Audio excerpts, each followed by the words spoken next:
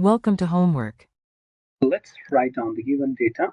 Acceleration of particle A is equal to 6t minus 3 feet per second square, and acceleration of particle B is equal to 12t square minus 8 feet per second squared. The two particles start from the origin, therefore position of A is equal to position of B is equal to 0. We also know that velocity of particle A at 0 is equal to velocity of particle B at 0, and again since they start from rest, therefore VA is equal to VB is equal to 0. Well, in order to determine the distance between them, we need to find their positions, but first we need to find their velocities. And we know that at the initial moment, both particles were at rest.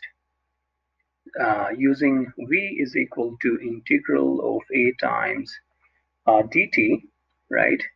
And this can be written as VA is a function of t, which is velocity of particle A, minus VA 0.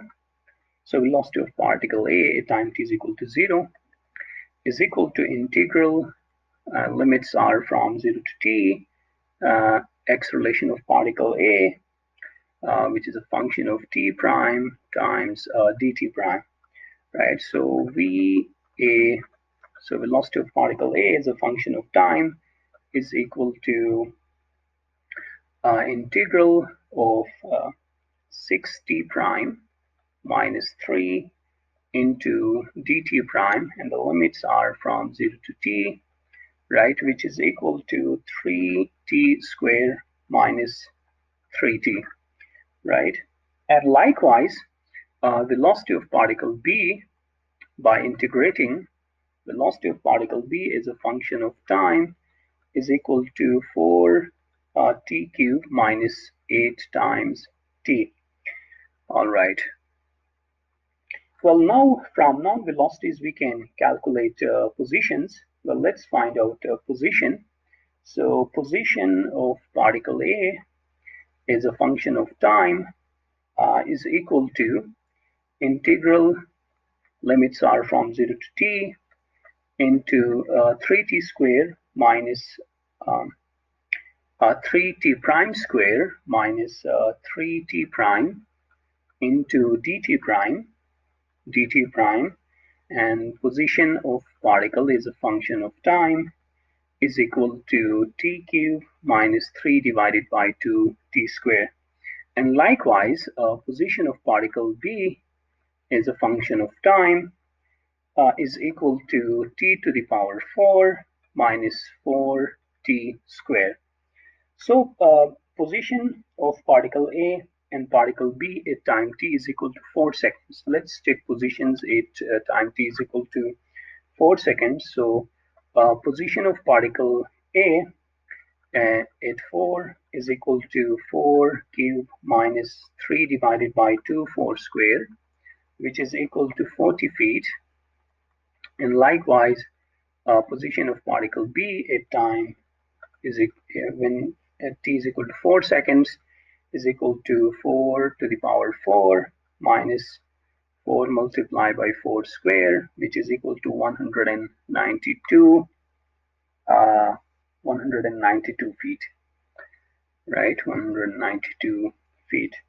Now distance between those two particles is equal to d, right? So d is equal to position of particle A minus position of particle B, which is equal to 152 feet.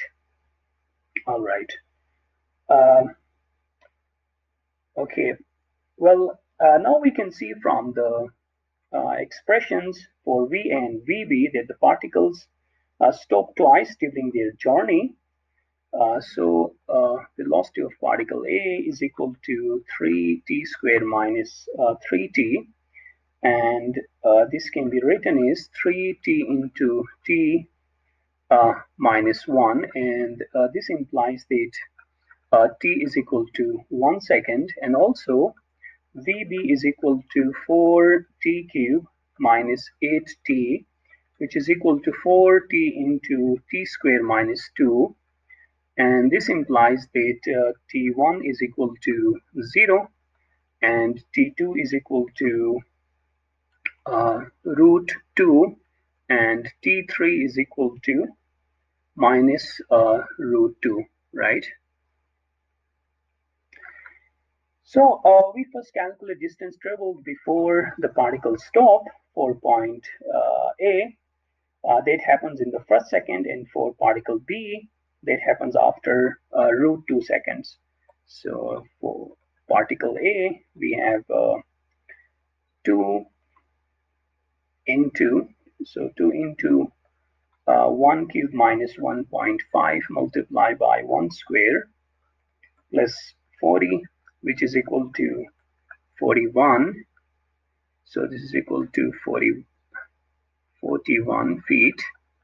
And likewise for particle B, distance is equal to 2 into root 2 to the power 4 minus 4 multiplied by root 2 whole square plus 192. So dB is equal to 200 feet, right? So particle A has traveled 41 feet and particle B has traveled 200 feet.